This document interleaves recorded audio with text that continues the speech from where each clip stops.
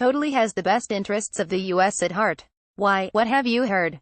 By Alexei Druzhinin, TASS, Getty Images. In less than a week, Donald Trump will fly to Helsinki to sit down with Vladimir Putin for a meeting that has experts and non-experts alike very worried.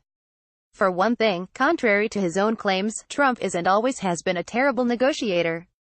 For another, Putin is a former KGB officer trained in manipulating adversaries, far more intelligent than Trump. For yet another, the President of the United States has said he will meet alone with the Russian dictator, suggesting not only that he might have something to hide, but that he may make concessions in order to keep said things hidden. And now we've got a hint about what one of those concessions might be. According to New Yorker reporter Adam Entis, shortly before the election, leaders from Saudi Arabia, the United Arab Emirates, and Israel began to discuss a way to get Iran out of Syria.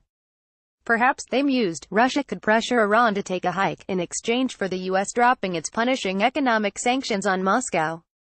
Mohammed bin Zayed, the Crown Prince of Abu Dhabi who initially floated the idea, knew that if Hillary Clinton won, there was an approximately 0% chance that she would essentially forgive Russia's aggression in the Ukraine, for which the sanctions were punishment. But as luck would have it, the Queens-born real estate developer was elected instead, and suddenly the idea didn't seem quite so far-fetched, given how easy it is to manipulate the guy. After Trump took office, the idea was raised again, by Adel al-Jubeir, the foreign minister of Saudi Arabia, and Abdullah bin Zayed, the foreign minister of the UAE, during a private March 2017 dinner that included several other guests. Their message was, why don't we lift the Ukrainian sanctions on Russia in exchange for getting the Russians to push Iran out of Syria, an attendee recalled the foreign ministers saying. A senior UAE official said that he did not recall the discussion. The dinner attendee told me, it wasn't a trial balloon. They were trying to socialize the idea as an inducement for Putin to partner with Gulf states rather than Iran, the UAE. And Saudi Arabia started making billions of dollars in investments in Russia and convening high-level meetings in Moscow, Abu Dhabi, Riyadh, and the Seychelles.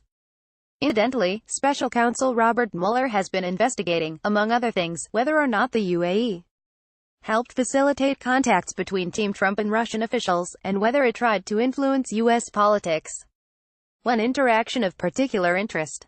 The meeting that took place in the Seychelles 9 days before the inauguration between Blackwater founder and Steve Bannon confidant Eric Prince and Kirill Dmitriev, the head of Russia's sovereign wealth fund who, per the New Yorker, the Emiratis used as a go-between with Putin. Mueller is also looking into a Trump Tower meeting that took place during the transition in which Russian Ambassador Sergei Kislyak and first son-in-law Jared Kushner reportedly discussed establishing a back channel to keep conversations between incoming National Security Advisor Michael Flynn and Kislak's generals off the radar of intelligence agencies.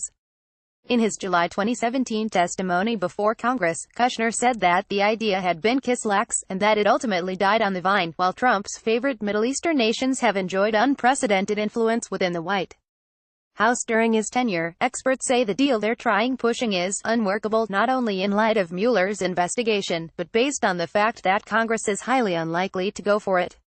And yet, it appears Trump is making a valiant effort to do the bidding of Israel, Saudi, and the UAE.